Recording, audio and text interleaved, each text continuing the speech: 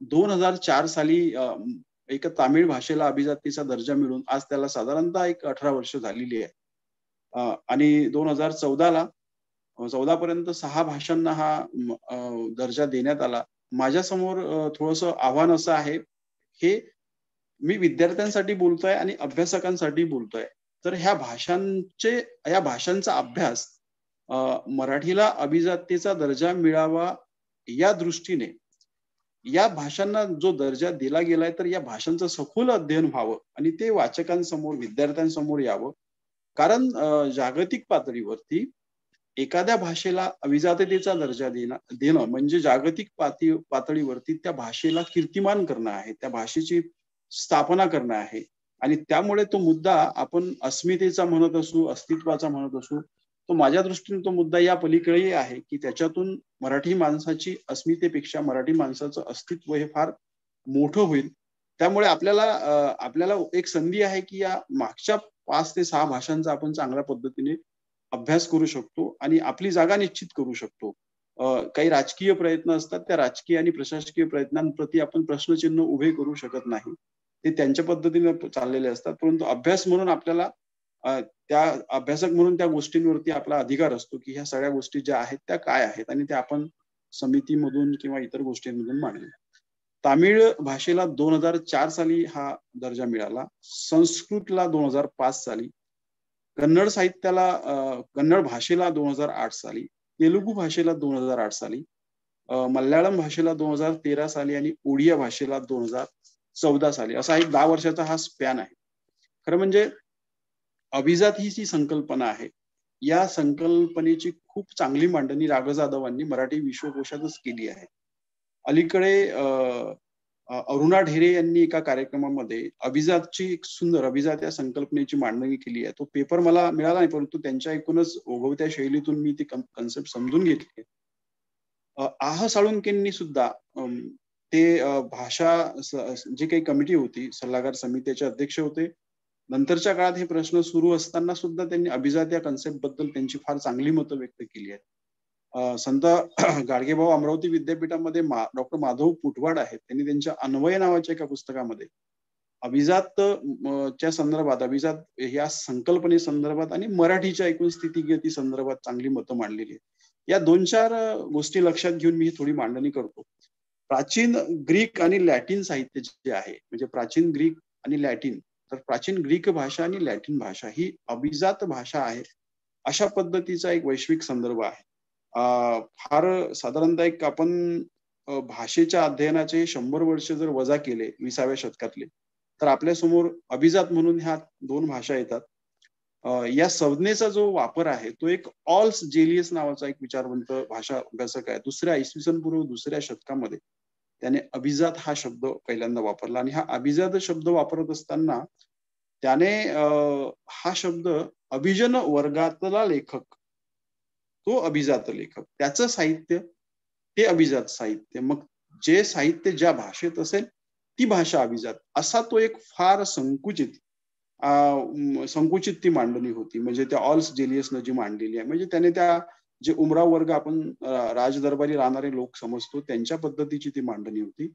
नंतर रेनेसॉन्सचा काळ आला, मध्ययुगातला जो काळ आहे, म्हणजे मुद्रण माध्यम वाढली, अनेक पद्धतीच्या ग्रंथांची पोहोच दळणवळण लोकांपर्यंत वाढलं आणि मग प्रबोधनामध्ये एक वेगळा विचार समोर आला, की ज्या अभिजन वर्गाचं हे साहित्य आहे, म्हणजे त्यांची जी भाषा ती अभिजात भाषा, ते अभिजात लोक, ते अभिजात साहित्य, याच्याकडून जे अभ्यासनीय आहे आणि जे अक्षर आहे, जे काळाच्या कसोटीवर टिकून राहणारं साहित्य आहे, ते अभिजात समजलं जावं, असा मध्ययुगातला विचार आहे, जो मध्ययुगीन कालखंडामध्ये मांडण्यात आला. आणि त्या साहित्याचा परस्पर अभ्यास व्हावा, भरपूर प्रमाणामध्ये त्या साहित्याचे अनुवाद व्हावेत आणि ते साहित्य काळाच्या कसोटीवर मानवी जीवनाच्या प्रत्येक संवेदना विश्वाला त्या साहित्याने स्पर्श करावा, या पद्धतीची ती मांडणी होती. आणि त्याला त्यांनी अभिजात भाषा साहित्य आणि ज्या भाषेत ते साहित्य असेल ती अभिजात भाषा, अशा पद्धतीचा विचार तो प्रबोधन काळामध्ये, रेनेसॉन्स मध्ये आला. मध्ययुगाचा तो काळ होता 16व्या-17व्या शतकाचा. पुढे 16व्या शतकानंतर मग एक गोष्ट पुढे आली, काळ पुढे सरकत गेला, ज्या जेलियसने हा विचार मांडला त्याला जाऊनही 1800 वर्ष झाली होती. तर मग जे प्राचीन ते अभिजात अशा पद्धतीचा विचार नंतरच्या 18व्या शतकामध्ये पुढे जे प्राचीन ते अभिजात. आता जे प्राचीन ते अभिजात, पण ते उपलब्धही असलं पाहिजे ही त्याच्या मागची अट होती. ती अट फार महत्वाची होती. आणि मग जर एखादं साहित्य हे 2000 वर्षापूर्वी लिहिलेलं आहे आणि त्याच्यामध्ये मानवी मूल्यांना स्पर्श करणाऱ्या अनेक बाबी जर दिसतायत, तर मग त्याला अभिजात म्हणावं. ते प्राचीन आहे म्हणूनही त्याला अभिजात म्हणावं, असा तो विचार होता. याला काही विशिष्ट लोकांनी विरोध केला, परंतु म्हणजे अभिजन वर्गाचं साहित्य, त्यांची भाषा, ते अभिजात साहित्य. नंतर जे अभ्यासनीय आणि म्हणजे तिन्ही काळाला व्यापून राहणारं ते म्हणजे अभिजात साहित्य. आणि जे प्राचीन ते अभिजात साहित्य. अशा या 3 कन्सेप्टचा विकास या अभिजाततेच्या संदर्भात झालेला आपल्याला दिसतो. हा जो काही आहे याच्यामध्ये मग अनेक गोष्टी आल्यात. आता ढेरे मॅडमचा जो विचार आहे आणि वाल कुलकर्णी यांनी सुद्धा काही गोष्टी अभिजात भाषेसंदर्भात मांडलेल्या आहेत. तर त्याचा जर आपण एकत्रित विचार केला आणि आपली जी मराठी म्हणजे मराठीला अभिजाततेचा दर्जा मिळावा यासाठी जी समिती आहे, त्या समितीने जे अभिजाततेच्या संदर्भातली एक व्याख्या केलेली आहे की कुठल्या साहित्याला आपण अभिजात म्हटलं पाहिजे, याचा सगळ्यांचा जर आपण एकत्रित विचार केला तर एक काही गोष्टी आपल्याला लक्षात येतील की अभिजात ही गोष्ट म्हणजे विशिष्टता या पद्धतीने त्याच्याकडे आपल्याला बघावं लागेल. म्हणजे मग त्याचे काही सांकेतिक सूत्र आपल्या हातात येतात. एक तर त्याचं प्राचीनत्व जे आहे, अँटिक्विटी ज्याला आपण म्हणू, ते प्राचीन असलं पाहिजे. दुसरी गोष्ट की ते सुसंवादित्व त्याच्यामध्ये असलं पाहिजे, म्हणजे हार्मोनी त्याच्यामध्ये असावी, की त्याची जी काही आवाहकता आहे ती जराशी आवाहकता अशी वैश्विक असली पाहिजे. स्पष्टता त्यामध्ये असली पाहिजे, क्लॅरिटी. त्या साहित्यामधली क्लॅरिटी ही स्पष्टता त्याच्यामध्ये असली पाहिजे. त्याच्यामध्ये रिस्ट्रेन म्हणजे संयम असला पाहिजे त्या साहित्यामध्ये. शांतता हा भाग त्यांनी नमूद केलेला आहे. सेरेनिटी, शांतता. आदर्श, आयडियलिझम, वैश्विकता, युनिव्हर्सलिझम. नंतर कारण, रिझन त्या साहित्यामागे कारण ह्या गोष्टी असल्या पाहिजे.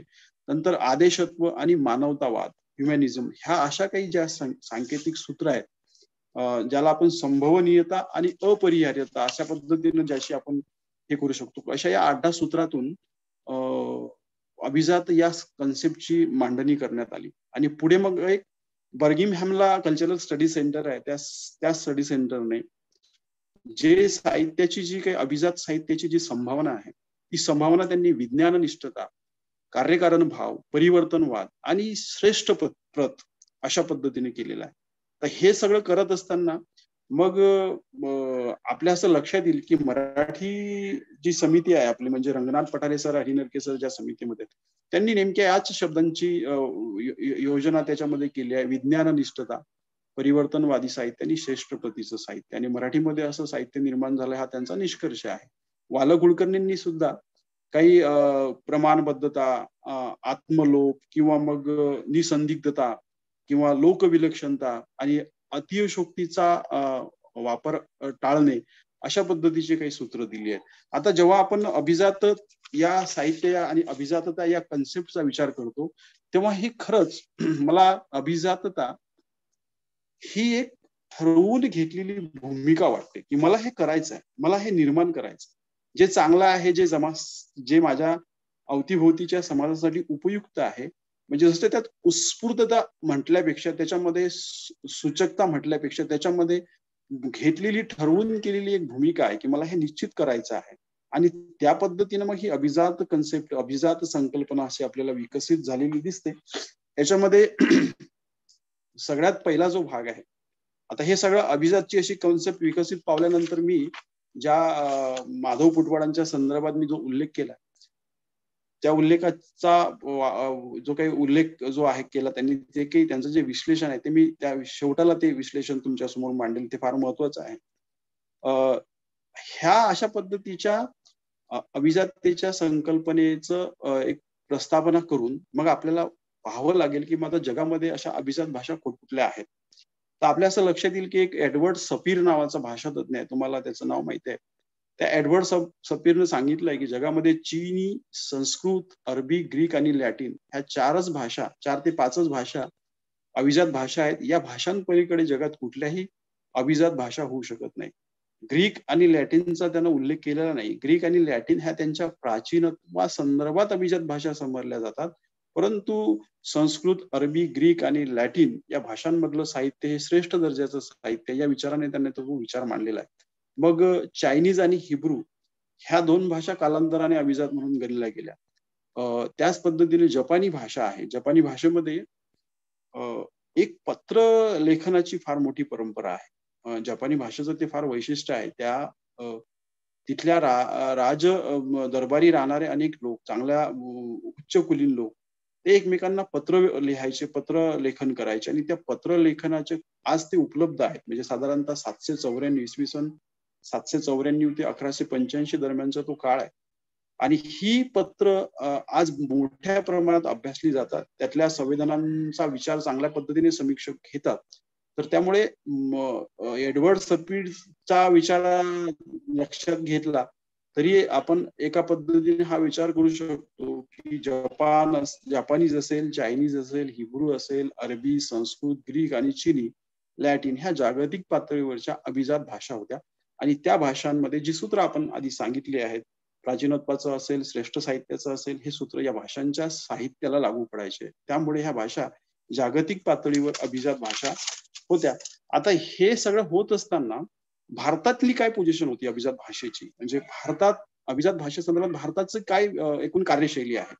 तर तमिळ भाषेला अभिजाततेचा दर्जा 2004 साली मिळाला. तर त्याच्या आधी खूप वर्षाआधीपासून आणि आज सुद्धा आपल्याकडे पाली, प्राकृत मधल्या अर्धमागधी, शौरसेनी, पैशाची, अरेबिक, पर्शियन आणि संस्कृत या भाषांना कुठलाही म्हणजे कुठलंही पत्र, ऑर्डर वगैरे किंवा कुठल्याही सूचना न काढता या सगळ्या भाषा आपण भारतीय पातळीवर अभिजात भाषा म्हणून समजत आलो आहे. आणि या भाषांमध्ये संशोधन करणारे, अभ्यास करणारे जे अभ्यासक आहेत, त्यांचा गौरव भारत सरकार दरवर्षी करत आलेला आहे. या गोष्टी आपल्या मला असं म्हणता येईल की आपल्या वाचनामध्ये बरेचदा येतही असतील. खूप कमीदा यांची चर्चा होते, त्यामुळे ते येत सुद्धा नसतील विद्यार्थी म्हणून अनेक विद्यार्थ्यांच्या. परंतु सातत्यानं ह्या पाली, प्राकृत मधल्या ह्याच्या मी अर्धमागधी पैशाची भाषा सांगतोय. अरेबिक असेल, पार्शियन असेल आणि संस्कृत या भाषांचा अभ्यास हा अभिजात भाषा म्हणून भारतात चाललेला आहे. आणि त्या भाषांसाठी खूप मोठं अनुदान आणि खूप चांगले पुरस्कार त्या अभ्यासकांना मिळत आहेत. ही तमिळ पूर्व अभिजाततेच्या भाषेच्या संदर्भातली भारताची एकूण कार्यशैली आहे.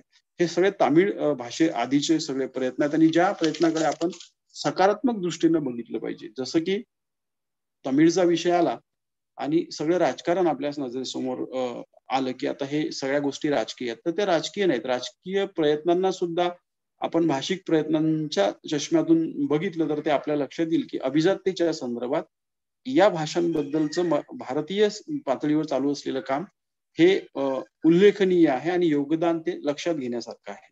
आता आपण सरळ तमिळ भाषेच्या प्रत्येक एक भाषा बघू थोडक्यात. अगदी त्या भाषेच्या मला काही या सगळ्या भाषांमधली प्राचीन संदर्भ आणि मराठी भाषेतली प्राचीन संदर्भ याचा एक धागा तुमच्या समोर जरासा जोडून देण्याचा प्रयत्न मी थोडा करणार आहे. तर तमिळ भाषेचा जो इतिहास आहे, हा तमिळ भाषेचा इतिहास अगदी मला असं वाटतं की प्राथमिक लेवलला अभ्यास करणारे जे विद्यार्थी असतील, अभ्यासक असतील, ते संगम साहित्य हा विषय लक्षात घेतात आणि तामिळच्या इतर काही गोष्टी आहेत ते टाळतात. आणि टाळतात म्हणजे त्यांना भाषेला म्हणजे ज्याला आपण असं म्हणूया की उल्लेख मला करावा लागेल की जे 4 सूत्र यांनी सांगितलेले आहेत, म्हणजे केंद्र सरकारच्या कुठल्याही भाषेला अभिजाततेचा दर्जा देण्यासंदर्भातली जी 4 सूत्र आहेत, त्या 4 सूत्राचा उल्लेख मला करावा लागेल. हे सगळ्या आधी तो करतो की भाषेची प्राचीनता, भाषेची मौलिकता आणि सलगता, भाषिक आणि वाङ्मयीन परंपरेचं स्वयंभूपण आणि प्राचीन भाषा व तिचे आधुनिक रूप पडू शकणाऱ्या खंडासह असलेले नाते. आता हे 4 जे घटक आहेत, 4 ज्या काही निष्कर्ष किंवा ज्या काही अटी आहेत, या अटींचा आपल्या डोळ्यासमोर ह्या अटी घेतल्या तर आपण तामिळबद्दल फार काही बोलत नाही आणि तामिळ हे संगम साहित्य हे साधारणतः 2000 वर्षापूर्वीचं संगम साहित्य आहे. हा विचार करून आपण तामिळबद्दल कुठलाही प्रश्न उपस्थित करत नाही किंवा आपल्याला तामिळबद्दल कुठलाही वाद आपल्या लक्षात येत नाही. खरं म्हणजे संगम साहित्य 3 परिषदा त्या संगम साहित्याच्या झालेल्या आहेत. म्हणजे कपाटपुरम, मधुरा हे त्या म्हणजे पांड्य काळामधली अगदी सुदूर तमिळमधली एक राजधानी होती मधुरा. त्यातलं एक कपाटपुरुष असं शहर. अगस्त्य ऋषी जे आहेत त्यांचा उल्लेख आपण वारंवार करतो, ते खाली ज्ञान घेऊन गेले सगळ्या. अगस्त्य ऋषींनी पहिल्या 2 परिषदांचं अध्यक्षपद केलेलं आहे, त्या संगम परिषदांचं. संगम म्हणजे परिषद, ती त्यांची परिषद, मग ती साहित्य परिषद. आणि या साहित्य परिषदेमध्ये साधारणतः पहिल्या साहित्य परिषदेला 549 सदस्य तिथे उपस्थित होते आणि ते आपल्या जे काही त्यांनी काव्यरचना केलेल्या होत्या ते काव्यरचना ते सादर करत होते. त्याच्यामध्ये अकटियम, परिपदाल, मधुनारे, मुदुकुरुक्कू असे काही ग्रंथ त्यावेळेस संकलित झालेले आहेत. आणि हे ग्रंथ संकलित, या ग्रंथांची नावं आहेत, हे ग्रंथ आज उपलब्ध नाहीये. उपलब्ध नसण्यामागचं कारण असं बघा, की ही गोष्ट मला खूपदा मी जेव्हा विचार करतो तेव्हा खटकते, की ऐतिहासिक संदर्भ असे आहेत, की हे शहर जे मधुरा शहर आपण ज्याचा उल्लेख करतो, हे शहर समुद्राच्या काही अलीकडचा सुनामी सारखा उल्लेख करता येईल, की अशा काही समुद्राच्या संकटात ते शहर पाण्यामध्ये विरून गेलेलं आहे किंवा पाण्यामध्ये ते डुबून गेलेलं आहे आणि त्याचं आता अस्तित्व नाहीये, असे उल्लेख त्या शहराबद्दल आहेत. तर हे जरा दुःखानाचा उल्लेख मी यासाठी करतोय, की आपल्याकडची ही जी काही सांस्कृतिक संपत्ती आहे, ही अशा काही नैसर्गिक संकटामुळे सुद्धा लोप पावलेली आहे. होऊ शकतं ते मराठीमध्ये, इतर भाषांमध्ये घडलेलं आहे. त्यामुळे हे जे काही अकटियम, परिपदाल, मधुन आर्य वगैरे जे काही ग्रंथ आहेत ते आज उपलब्ध नाहीये. द्वितीय संगम पुढे झाला काही वर्षानंतर. याच्यामध्ये सुद्धा अगस्त्य ऋषींनी त्याचं अध्यक्षपद केलं आणि मग ते कपाटपुरम या गावात झालं. या गावाची सुद्धा नैसर्गिक संपत्तीमध्ये विनाश झाला असे काही संदर्भ आहेत. परंतु या द्वितीय संगमामध्ये तोल्काप्पियम नावाचा जो ग्रंथ आहे, जो व्याकरणिक ग्रंथ आहे तमिळचा, तो निर्माण झालेला आणि तो उपलब्ध आहे. त्याचे रेफरन्सेस उपलब्ध आहेत आणि ती फार मोठी गोष्ट आहे. तोल्काप्पियर नावाचा लेखक, या लेखकाने तो ग्रंथ त्याचं रचनाश्रेय त्याला दिलं जातं. तर ह्या पहिल्या 2 संगम साहित्याच्या परिषदा ज्या 2200 वर्षापूर्वीच्या सांगितल्या जातात. तिसरं जे संगम आहे, या तिसऱ्या संगम म्हणजे तिसऱ्या परिषदेमध्ये साधारणतः 49 कवींनी सहभाग घेतलेला आहे आणि याच्यामध्ये मरुथनार, कन्नियार, नत्थप्पनार, नपुथनार, कपिलर हे काही कवी उपस्थित होते. या कवींची नावं आपल्याला सापडतात आणि 449 कविता या तिसऱ्या संगम परिषदेमध्ये म्हणजे तामिळ परिषदेमध्ये आपल्याला उपलब्ध आहेत. आणि ह्या 449 कविता आधीच्या पहिल्या 2 संगमांमधलं साहित्य, मला असा विचार येतो, की हे खरं म्हणजे जे प्राचीन ते अभिजात या पलीकडे जाऊनही या सगळ्या काव्यांमध्ये मानवी जीवनाबद्दलच्या फार सुंदर कल्पनांचा, संवेदनशीलतेचा, मानवी जीवनातल्या प्रेम भावनेचा, अडीअडचणींचा खूप सुंदर उल्लेख त्या सगळ्या काव्यांमध्ये केलेला आहे. आणि त्यामुळे गाथा सप्तशती सारखा जो ग्रंथ आहे, ज्याचा उल्लेख आपण मराठी भाषेसंदर्भात करतो, त्यातलं साहित्य, त्यातली संवेदनशीलता आणि तमिळ साहित्यामधल्या या संगम साहित्यातली संवेदनशीलता याचा कुठेतरी ना सांधा आपल्याला जुळावा लागेल, तो जुळून पाहावा लागेल, कारण तो काळ सारखा आहे. याच्यापुढे तमिळमध्ये जर आपण गेलो तर मग या संगम काळाच्या पुढे गेल्यानंतर शिल्पद्दिकारम, मणिमैखले हे नावं तुम्हाला माहिती असतील. आणि जीवक चिंतामणी, वलयपती, कुंडलकेशी हे जे काही महाकाव्य आहेत, 5 महाकाव्य, ही 5 महाकाव्य नंतर उपलब्ध आहेत, तर ती निर्माण झालेली आहेत. तमिळमधले श्रीनिवास अय्यंगार आहेत.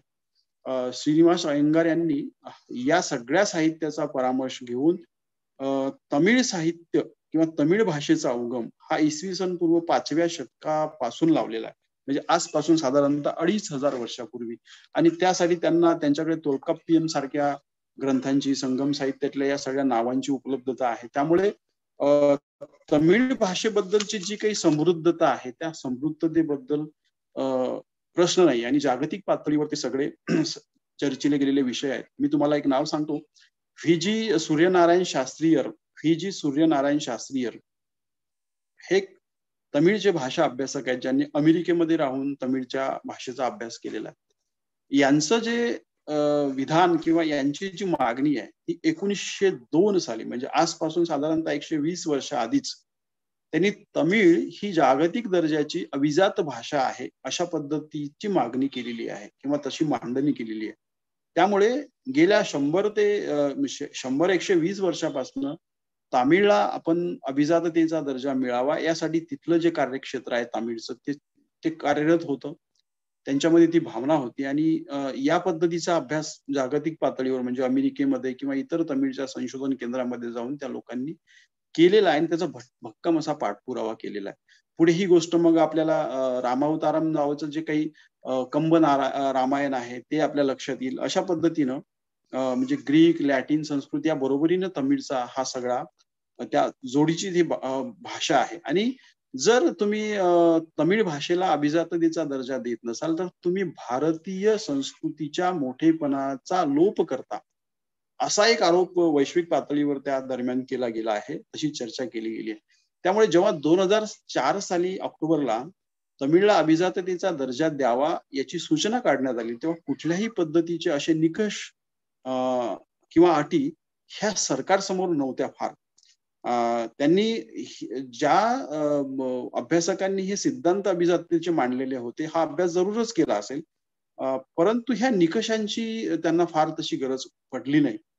ते निकष तयार असतीलही, परंतु त्या कुठेतरी न्यायालयात जाऊन किंवा कुठल्यातरी अभ्यासकांसमोर मांडून ते वारंवार तपासाव्या अशी गरज पडली नाही आणि त्यामुळे तमिळला अभिजाततेचा दर्जा मिळाला. आता तमिळला अभिजाततेचा दर्जा मिळाला याच्या मागे राजकीय परिप्रेक्ष्य उभं होतं, राजकीय गोष्टी उभ्या होत्या, अशा अनेक चर्चा झाल्या आणि त्या शक्यही आहेत, तशा होतात. परंतु नंतर मग काही अभ्यास केंद्र तमिळची सुरू झालेली आहेत. तमिळचा आणखी काही सखोल अभ्यास करावा या पद्धतीने काही प्रयत्न झालेले आहेत. हे होत असताना संस्कृत बद्दलचा विषय समोर आला. मी संस्कृत बद्दल जसं तमिळ बद्दल बोललो तसं संस्कृत बद्दल फार बोलणार नाही. आपल्या सर्वांना संस्कृतच्या श्रेष्ठतेचा आणि त्या भाषेच्या एकूणच भारतीय संस्कृतीच्या योगदानाचा संदर्भ तुमच्या समोर आहे. तर मग संस्कृतमध्ये संगम काळामध्ये ज्या पद्धतीने 2200 वर्षापूर्वीचे ग्रंथ उपलब्ध आहेत, उपलब्धता आहेत हे माहिती आहे, परंतु उपलब्धता ही जी अट आहे, ही अट आडवी येऊ नये म्हणून मग काय झालंय की काही निकष तयार केले, जे 4 निकष मी वाचतोय. त्याच्यामध्ये 1500 ते 2000 वर्षापूर्वीचं साहित्य, मौलिक साहित्य उपलब्ध व्हावं अशी ती अट होती. ती अट 2005 साली शिथिल करण्यात आली. 1000 वर्षापूर्वीचं साहित्य लक्षात घेऊन संस्कृतला अभिजाततेचा दर्जा देण्यात आला आणि त्याच्याबद्दल अशा पद्धतीने कुठल्याही राजकीय विचार वगैरे काही करण्यात आला नाही. ती गोष्ट पुढे गेली. आता हे सगळं होत असताना तमिळला तो दर्जा दिला गेला आणि संस्कृतला तो दर्जा दिला गेला. नंतर मग ह्या अटी, शर्ती, निष्कर्ष पुढे आल्यानंतर जे काही भारतीय भाषा विश्व आहे, जे फार वैपुल्यपूर्ण आहे, म्हणजे अगदी 22-24 भाषा ज्या शेड्यूल मध्ये आहेत आणि इतर अनेक भाषा, यांमधल्या चळवळीमुळे आणि त्यांच्या जाणीव जागृतीमुळे इतरही भाषांना अभिजातीचा दर्जा मिळावा ही गोष्ट पुढे आली. मग तशा पद्धतीच्या निष्कर्षांची, अटीची बांधणी झाली आणि मग कन्नड साहित्याला पुढचा जो 2008 साली कन्नड साहित्याला अभिजातीचा दर्जा देण्यात आला. आता हे कन्नड साहित्य सुद्धा कोर्टाचा मद्रास हायकोर्टात ते प्रकरण गेलंय. मी त्या प्रकरणाचा तुम्हाला साधा उल्लेख यासाठी करतो की त्याचा उल्लेख मी शेवटी करतोच आहे, परंतु यासाठी करतोय की तमिळ साहित्यामधले ग्रंथ उपलब्ध आहेत, संस्कृत साहित्यातले ग्रंथ उपलब्ध आहेत, मग इतर भाषांचे ग्रंथ उपलब्ध आहेत का? नसतील तर काय? तर मग जे शिलालेख आहेत ते शिलालेखांची ग्राह्यता सुद्धा नंतरच्या भाषांसाठी धरण्यात येऊ लागली, की शिलालेखांमधली जी भाषा आहे, शिलालेखातलं जे लेखन आहे ते सुद्धा एखाद्या भाषेची अभिजातता स्पष्ट करू शकतात. या पद्धतीनं मग म्हणून मी तो उल्लेख करतो की कन्नड साहित्याला अभिजाततेचा दर्जा देत असताना हलमिडी शासन इसवी सन 450 या हलमिडी शासनाचा एक शिलालेख आहे. पुन्हा इसवी सन 700 मधला बदामीचा शिलालेख आहे. या शिलालेखांच्या आधारे कन्नड ही अभिजात भाषा आहे म्हणून तिला त्या पद्धतीचा दर्जा द्यावा अशी मागणी पुढे आली. काही इजिप्तमध्ये ऑक्सिरिकस नावाचं एक ठिकाण आहे. तिथे काही प्रहसनं सापडली आहेत इसवी सन 2ऱ्या शतकात. त्यांचा असा दावा आहे की या रिकस नावाच्या प्रहसनांमध्ये कन्नड शब्द आहेत. पुन्हा गाथा सप्तशती आणि देशी नाममाला म्हणजे हेमचंद्रांची देशी नाममाला या ग्रंथामध्ये काही कन्नड शब्द आहेत. अशा पद्धतीची मांडणी त्यांनी केली आणि मग ब्रह्मगिरी म्हणजे कन्नड या प्रदेशामध्ये ब्रह्मगिरीचा जो एक ख्रिस्तपूर्व शिलालेख आहे त्या शिलालेखामध्ये सुद्धा कन्नडचा तो पहिला शिलालेख म्हणून त्याला त्यांनी समोर आणलेला आहे. तर अशा पद्धतीने प्राचीन हे जे काही संदर्भ आहेत या संदर्भामध्ये कन्नडला शिलालेखाचा आधार घेऊन किंवा बाहेरच्या देशांमध्ये कन्नड भाषेचे काही उपयोजन झालेले आहेत की हा आधार घेऊन कन्नड भाषेला अभिजातीचा दर्जा मिळावा म्हणून काही आग्रह करण्यात आले, मांडणी करण्यात आली, अहवाल देण्यात आले आणि तो त्यांचा मार्ग प्रशस्त झाला. कवी ग्रंथ म्हणजे ग्रंथ कविराज मार्ग आपल्याकडे अशा पद्धतीचे तत्वज्ञानपर काही साहित्यशास्त्रपर काही ग्रंथ आहेत. तर कन्नड मधला उपलब्ध असलेला कविराज मार्ग हा जो एक ग्रंथ आहे की जो 10व्या शतकात समजला जातो हा एक या ग्रंथाचा त्याला एक मोठा आधार मिळाला आणि अशा पद्धतीनं कन्नड साहित्याला सुद्धा अभिजातीचा दर्जा मिळावा. आता हा जो तेलुगू आणि कन्नड मी तेलुगूचा उल्लेख आधी करेल. हा जो कन्नडचा जो काही अहवाल आहे बघा राजकीय गोष्ट येईल ते त्याचा उल्लेख करणं गरजेचं. हा कन्नडचा अहवाल 6 सदस्य होते त्या समितीला ज्यांच्या समोर हा कन्नडला साहित्य अभिजातीचा दर्जा द्यावा यासाठीचा जो अहवाल आहे तो 6 सदस्यांसमोर गेला. त्यातल्या 2 सदस्यांनी हा अहवाल नाकारलेला आहे की कन्नड ही अभिजात भाषा नाही. परंतु हे होत असताना त्यातल्या 4 सदस्यांनी मात्र ते मान्य केलं आणि ते मान्य करताना त्यांनी शिलालेख ह्याच गोष्टी तिथे ग्राह्य धरल्या. जेव्हा न्यायालयासमोर ही बाब गेली की कन्नड ही अभिजात भाषा नाहीये याच्यामध्ये उपलब्धता नाहीये ग्रंथांची तेव्हा न्यायालयाने हे सांगितलंय की जर समितीतल्या भाषा तज्ञांच्या लोकांनी हा निर्णय दिलेला आहे तर तोच ग्राह्य पकडला पाहिजे. आपल्याला त्यासाठीचे निकष सुद्धा आहेत. त्यातला एखादा निकष म्हणजे प्राचीन ग्रंथांची उपलब्धता हा जरी नसला तरी इतर निकषांची परिपूर्ती होत असेल आणि भाषा तज्ञ जर ती मान्यता देत असतील तर त्याच्यात कुठलीही आडकाठी आणू नये म्हणून हा विषय पुढे नेला आणि कन्नड ही अभिजात दर्जा त्या कन्नडला मिळाला. हा झाला एक थोडक्यात कन्नडचा इतिहास. याच्या पुढे मग तेलुगू भाषा आहे. आता तेलुगू भाषा ही जी भाषा आहे ही भारतातली म्हणजे द्रविड भाषा कुटुंबातली सगळ्यात मोठी भाषा आहे आणि बंगाली नंतर मला वाटतं हिंदी बंगाली नंतर अलीकडच्या काळात तिचं स्टेटस मला माहित नाही. स्टेटस या अर्थाने की किती लोकसंख्येत ती बोलली जाते परंतु भारतातली ती 2 नंबरची भाषा समजली जाते. त्या तेलुगू भाषेचा जो काही भौगोलिक स्पॅन परिक्षेत्र जे आहे तिचं ते फार मोठं आहे. त्या काळात ती पहिल्या क्रमांकाची भाषाच द्रविड समूहात समजली जायची. त्या भाषेचा पहिला जो शिलालेख आहे प्राचीन शिलालेख तो इसवी सन पूर्व 633 मधला समजला जातो. काही ब्राऊन सारखे काही ब्राऊन नावाचा एक भाषा तज्ञ आहे त्याने जरा असा तेलुगूचा एक वेगळा वैश्विक संदर्भातला अभ्यास केलेला आहे. तो पूर्वेकडील इटालियन असं म्हणून या भाषेचा गौरव करतोय या तेलुगू भाषेचा आणि त्याच्यामुळे हे रेनाटी चोल हा जो काही वंश आहे या वंशातल्या काही राजांनी या भाषेच्या विकासासाठी काही काम केलेले आहेत. धनंजय नावाचा एक लेखक आहे. त्या लेखकाने कोलमल्ला येथे काही कोरीव लेख सापडलेले आहेत. हे कोरीव लेख इसवी सन 575 या सालातले आहेत.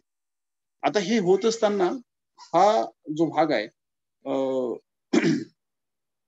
राजराज नरेंद्र जो अगदी व्यंगी नरेश ज्याला म्हटलं जातं त्याने माझ्या एका मूळ उपजीव्य ग्रंथाच्या संदर्भात मला या संदर्भात जरा बोलायचं होतं. मूळ विषयाकडे त्या तेलुगूच्या मी येतो की नन्नय नावाचा एक राजदरबारी कवी त्याच्याकडे असायचा. त्याने जे महाभारत आहे म्हणजे व्यासाचं जे महाभारत व्यासाने संस्कृत महाभारताच्या संदर्भात जे काम संस्कृत मध्ये केलं ते काम नन्नय हा जो राजदरबारी म्हणजे राजराज नरेंद्राचा कवी त्याने तेलुगूच्या संदर्भात तेलुगू महाभारत तिथे निर्माण केलेलं आहे. मग जे पर्व महाभारतातले आहेत त्या सगळ्या पर्वांचं तेलुगूमध्ये अनुवाद म्हणा भाषांतर म्हणा का पुनर्निर्मितीचे भाष्य म्हणा हे त्यांनी केलेलं आहे. नारायण भट नावाचा त्याचा सहकारी होता. त्याने अरण्य पर्वाचं त्यात काम केलेलं आहे आणि मग हे काम करत असताना हे 10व्या शतकामध्ये त्याने आरंभ केलेलं कार्य आहे आणि हे कार्य मग त्याचे जे सहकारी आहेत नारायण भट असेल आणि पुढे 14व्या शतकात इराणा नावाचा कवी आहे, तो तेलुगू कवी. त्याने मग पुढे महाभारतातले जे काही पर्व आहेत त्या पर्वांचं काम पुढे केलेलं आहे. तर महाभारत हा जो एक मोठा घटक आहे भारतीय संस्कृतीतला, याच्यामध्ये तेलुगू साहित्यामध्ये अभिजात म्हणून जे काही गणलं जातं, तर हे नन्नयाने केलेलं जे महाभारताच्या संदर्भातलं काम आहे, हे गणलं जातं. याचा स्पष्ट उल्लेख अभ्यासक काही पुस्तकांमध्ये तेलुगूमधलं अभिजात साहित्य म्हणून करतात. आणि या पद्धतीनेच म्हणजे या महाभारताचं हे जे काही काम तेलुगूमध्ये झालेलं आहे, याचा प्रबळ पुरावा ग्राह्य धरूनच तेलुगू साहित्याला अभिजाततेचा दर्जा मिळालेला आहे. ही गोष्ट फार महत्वाची आहे आणि मी त्याचं पुढे तुम्हाला काही गोष्टी इथे जोडून देईल. त्यामुळे हा तेलुगूचा भाग झाला. तेलुगू ही तुलनेने लोकसंख्येच्या दृष्टीने जास्त बोलणाऱ्या लोकांची भाषा आहे. परंतु महाभारत हे जे काही रामायण आणि जो महाभारत आहे, हे जे दोन महाकाव्य आहेत, या दोन महाकाव्यांना उपजीव्य ग्रंथ मानून त्यांच्या कथा, त्या कथांचा आपल्या मातृभाषेमध्ये उपयोजन करून त्यावर पद्धतीने झालेला आहे. आता मल्याळम भाषा ही खरं तर केरळमधली भाषा आणि तमिळ भाषेला जवळ. ती रॉबर्ट कॉर्डवेल नावाचा भाषा अभ्यासक आहे. तो सांगतो की मल्याळम भाषा ही तमिळची भाषा भगिनी आहे. तिला स्वतंत्र अस्तित्व नाही. अस्तित्व नाही या अर्थाने की त्याचं विधान फार प्रखर आहे. तो म्हणतो की ही तमिळमधलीच एक उपभाषा आहे. आणि इतर अभ्यासक सुद्धा त्या मल्याळम भाषेला संस्कृत आणि तमिळची संकर भाषा म्हणून तिची गणना करतात. संकर भाषा आपल्याकडे त्या दोन भाषांच्या संमिश्रणातून ती भाषा तयार झाली. अशा पद्धतीचं अभ्यासकांचं त्या मल्याळम भाषेबद्दलचं मत आहे. म्हणजे ते मनी प्रवाळ आणि पाट्टू संप्रदाय अशा दोन मल्याळम भाषेमध्ये भाग आहेत. मनी प्रवाळ याचा अर्थ मनी प्रवाळ जो संप्रदाय आहे तो तेलुगूचा संस्कृतचा प्रभाव दर्शवतो आणि पाट्टू संप्रदाय तमिळचा प्रभाव दर्शवतो. अशा पद्धतीचे ते दोन संप्रदाय आहेत. आता याच्यामध्ये सुद्धा या रॉबर्ट कॉर्वेलच्या या संकर म्हणजे मल्याळमच्या अस्तित्वाबद्दल प्रश्न उभे करत असताना याच्यामध्ये सुद्धा कृष्णगाथा म्हणजे मी जे महाभारताबद्दलच्या संदर्भात तेलुगूबद्दल बोललो, तर पहिली जी काही मल्याळम मधली साहित्यकृती समजली जाते ती कृष्णगाथा ही साहित्यकृती समजली जाते, जी अभिजात दर्जाची आहे आणि जिला मूल्य आहे, ज्याच्यामध्ये मौलिकता आहे. ही साहित्यकृती त्या साहित्यकृतीचा तुछातू इजुथाचन अशा पद्धतीची एक मल्याळम साहित्यकृती या 10व्या शतकामधली. ही कलाकृती सुद्धा या कलाकृतीचा सुद्धा उल्लेख केला जातो अभिजाततेच्या संदर्भामध्ये, मौलिकतेच्या संदर्भामध्ये. आता हे सगळं होत असताना आपण 10वं शतक, 8वं, 7वं शतक ज्याला आपण आग्रह धरतो की भाषेचा इतिहास, भाषेच्या उत्पत्तीचा इतिहास हा 1500 वर्ष मागे जावा म्हणून आपण काही शिलालेख शोधतो. परंतु ह्या सगळ्या जे कन्नड, तेलुगू आणि हे मल्याळम भाषा आहे, या भाषांच्या अभिजात दर्जाच्या साहित्यकृतीचा आरंभ हा 10व्या शतकानंतरच झालेला आहे असं ते सगळं लक्षात येतं. आणि याच्यानंतर मग A.R. राजवर्मा यांनी या मल्याळम भाषेचे 3 खंड पाडलेले आहेत. त्यातला एक म्हणजे ते 3 खंड असे आहेत की त्यातला प्राचीन जो खंड आहे तो 825 पासून तर 1325 पर्यंत आहे. आणि त्यातली जर कुठली महत्वाची साहित्यकृती जर ते असेल तर ती रामचरित्रम आहे. म्हणजे पुन्हा महाभारताच्या नंतर जे रामायण हे महाकाव्य आहे, त्या महाकाव्याला उपजीव्य ग्रंथ असं मानून एक रामचरित्रम नावाची प्राचीन साहित्यकृती मल्याळम मध्ये सुद्धा आहे. आणि हे सगळं मांडत असताना जी समिती आहे त्या समितीने राजशेखरचा एक शिलालेख आहे 9व्या शतकातला, तो मात्र इथे मल्याळमच्या अभिजातते संदर्भामध्ये ग्राह्य धरलेला आहे. आता हे सगळं होत असताना म्हणजे मल्याळम झालं, तेलुगू झालं, कन्नड झालं आणि तमिळ झालं, ह्या भाषा द्रविड भाषा कुटुंबातल्या भाषा आहेत, भारताच्या दक्षिणेतल्या भाषा आहेत. आणि या भाषांमध्ये यांना अभिजाततेचा दर्जा ही चर्चा करत असताना रामायण आणि महाभारताचा प्रभाव, गाथा सप्तशतीचा प्रभाव, हा प्रभाव आणि शिलालेख ते प्रामुख्याने हे सगळे 3-4 प्रभाव आपल्याला दिसतात. ओडिया साहित्य, ओडिया भाषा जिला अभिजाततेचा शेवटी दर्जा मिळाला, त्याच्यातल्या काही 2-3 गोष्टी आपण बघूया. तर ओडिया भाषेमध्ये तिला भाषेचा दर्जा मिळण्यासाठीच्या 3 महत्वाच्या गोष्टी त्यांनी मांडल्या आहेत. एक कोरीव लेख, भावगीते आणि वीरगीते.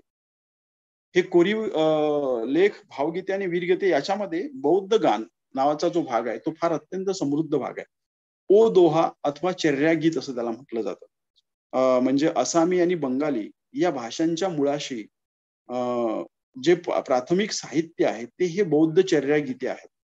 हे चर्यागीत प्राचीनत्व त्या चर्यागीतांना आहे आणि ते चर्यागीतं बघा, ही चर्यागीतं असतील, त्यातली भावगीतं असतील, ही अपभ्रंश भाषेमध्ये लिहिली गेली आहेत. ओडिया अपभ्रंश म्हणजे अपभ्रंश ओडियाचं ते अपभ्रंश रूप असेल.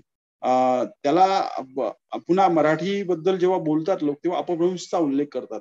त्यामुळे हा अपभ्रंशचा एक हा जो मुद्दा आहे, हा माझ्या जरासा विलक्षण लक्षात आला, की अपभ्रंश या पद्धतीनं सुद्धा भाषेचा सुद्धा या ओडिया भाषेवर थोडासा प्रभाव आहे, जो मराठीमध्ये आपल्याला दिसतो. सारळा दास आणि बलराम दास असे 2 मोठे कवी अ, ओडिया भाषेमध्ये आहेत, ज्यांनी महाकाव्यांची रचना केलेली आहे.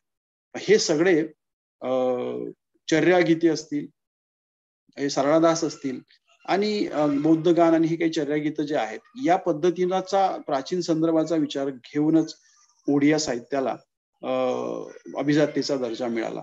मला असं वाटतं, की थोडक्यात ही चर्चा फार विस्तृत करता होईल म्हणून मी जरासा मला वाटतं वेळ बराच जातोय, परंतु मला असं वाटतं, की हे विषय पुढे यावेत.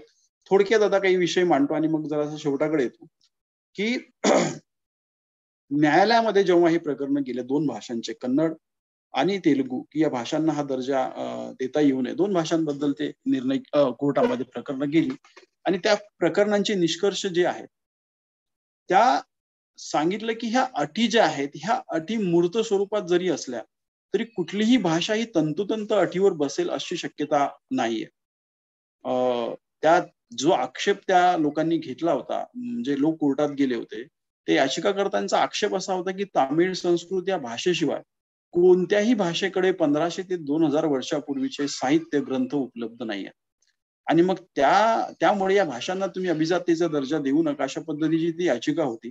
आणि त्या याचिकांपैकी त्यांनी सांगितलंय, की याच्यामध्ये अ, या अटी एखादी भाषा कंप्लीट करत नाही. परंतु जेव्हा भाषा तज्ञ, भाषा समिती त्या भाषेच्या अभिजाततेच्या संदर्भातला निर्णय घेत असेल, तर त्यांना तो मौलिक अधिकार त्या भाषा तज्ञांना आपण दिला पाहिजे. कोर्टाने, न्यायालयाने त्या ढवळाढवळ करू नये, असा म्हणून तो विषय तिथे मिटवला आणि तो विषय आता कोर्टाने बाद केलेला आहे.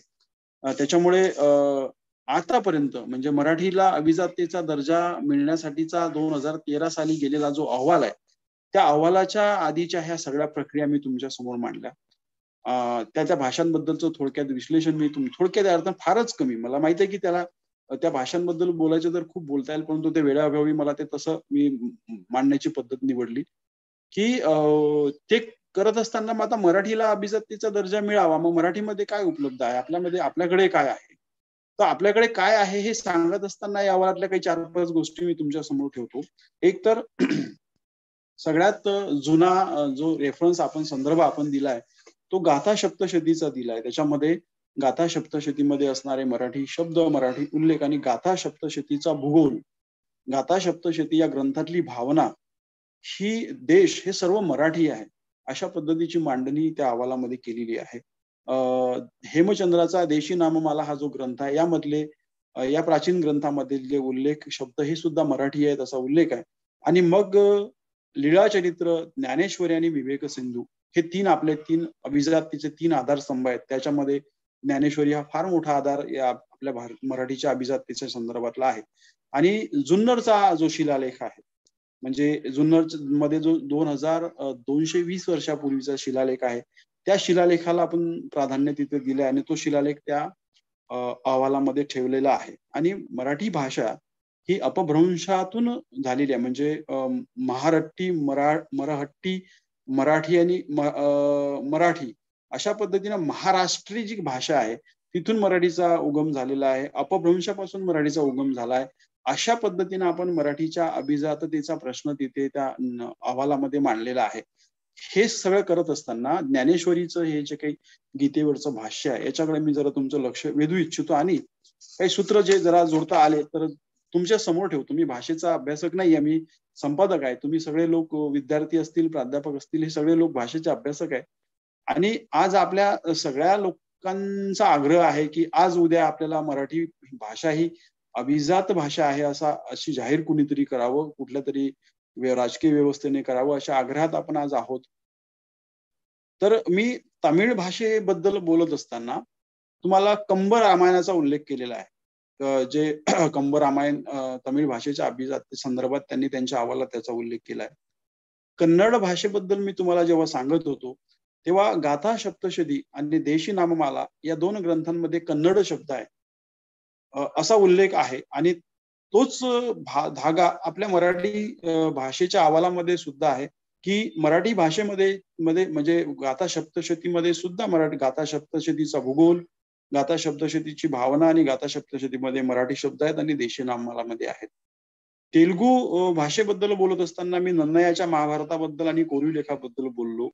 तर महाभारत, गीता आणि गीतेवरचं ज्ञानेश्वरांचं भाष्य ह्या गोष्टीचा सांधा, ह्या गोष्टी आपल्याला उपजीव्य ग्रंथ म्हणून जोडून पाहाव्याच लागतील.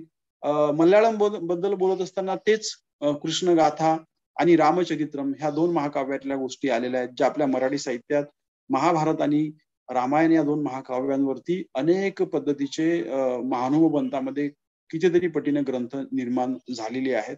आणि ओडिया भाषा सुद्धा तीच, की ज्यामध्ये सरळदासाची महाकाव्य आहेत आणि अपभ्रंश भाषा आहे, की ज्या अपभ्रंश भाषेचा आणि मराठीचा सांधा किंवा संबंध आपण जोडतो आहोत. त्यामुळे तमिळ असेल, कन्नड असेल, तेलुगू आणि मल्याळम, ओडिया हे 5ही ज्या भाषा आहेत, संस्कृतचा विचार फार करू नये, कारण संस्कृत सगळ्याच भाषांना संस्कृतचा प्रभाव आणि संस्कृत मधला लेखनाचा सगळा विषय मांडला जातो.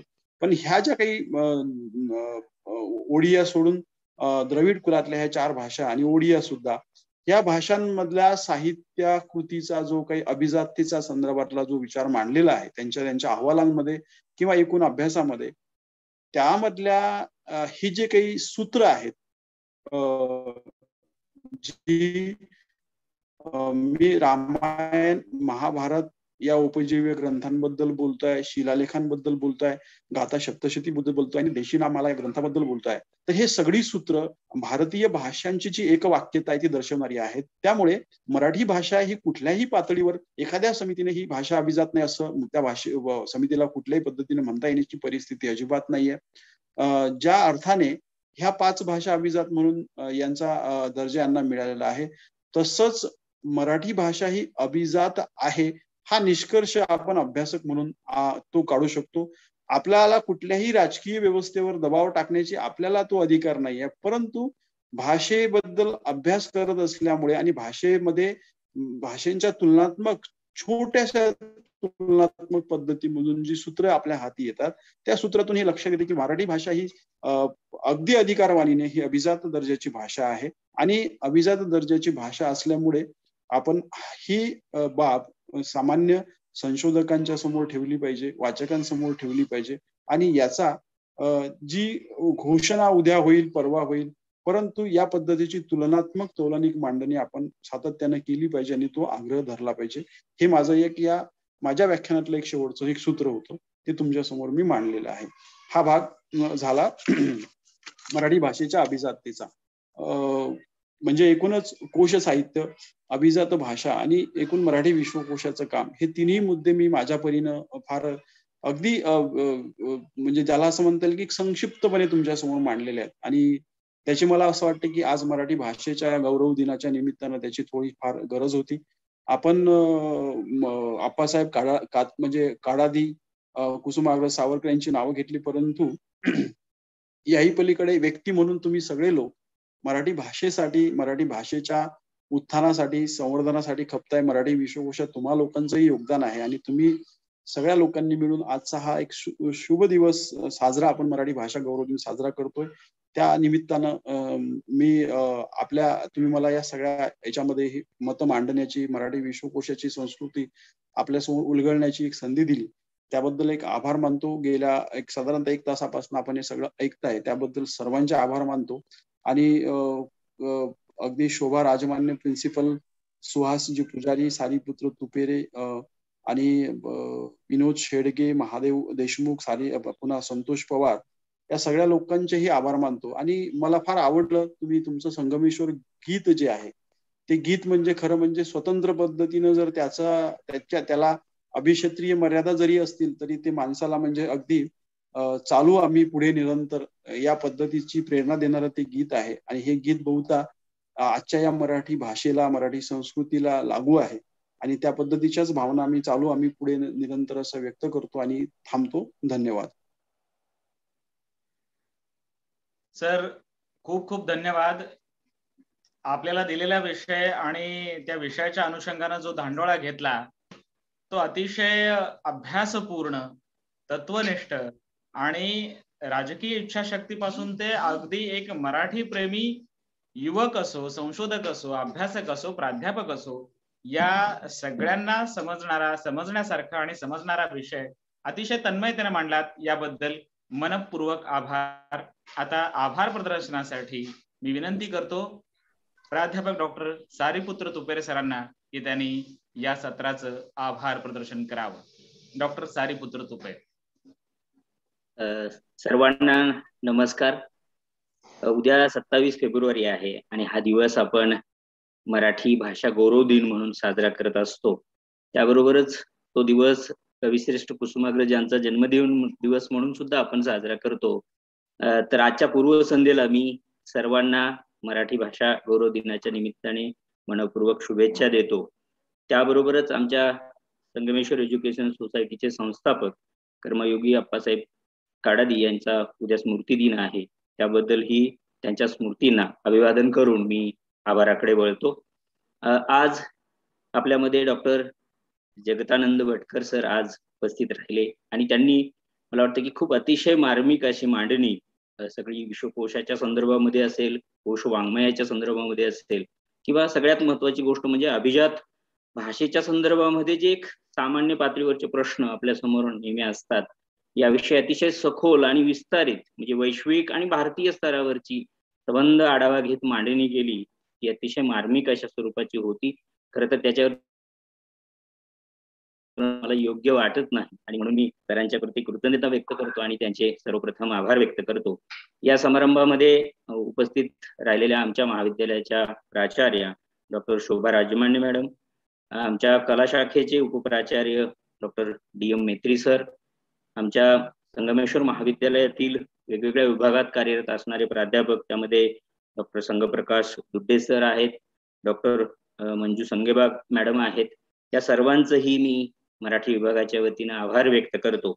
विशेषतः या कार्यक्रमाचं आयोजन करणारे आमचे मराठी विभाग प्रमुख डॉक्टर सुहास पुजारी सर, आमच्या विभागातील ज्येष्ठ प्राध्यापक डॉक्टर महादेवजी देशमुख सर, त्याबरोबर ज्यांनी मग सुरुवातीपासून ज्यांनी सूत्र आपल्या हातामध्ये घेतली आहेत ते प्राध्यापक संतोष पवार सर, आणि ह्या सगळ्या तांत्रिक मांडणीमध्ये ज्यांचा एक अतिशय मोलाचा असा सहभाग राहिला ते आमचे तंत्र सहाय्यक संतोष फुलारी यांचं सुद्धा मी मनापासून आभार व्यक्त करतो. आणि सरतेशेवटी या कार्यक्रमासाठी उपस्थित असणारे सर्व विद्यार्थी, पालक, प्राध्यापक या सर्वांचंही मनपूर्वक आभार व्यक्त करतो आणि अध्यक्षांच्या परवानगीने हा कार्यक्रम इथं संपला असं जाहीर करतो. धन्यवाद. धन्यवाद सर. धन्यवाद सगळ्यांना. धन्यवाद. नमस्कार सगळ्यांना. नमस्कार. खूप खूप धन्यवाद सर, कॉलेजच्या वतीनं आणि आमच्या मराठी विभागाच्या वतीनं. आणि हा कार्यक्रम पुन्हा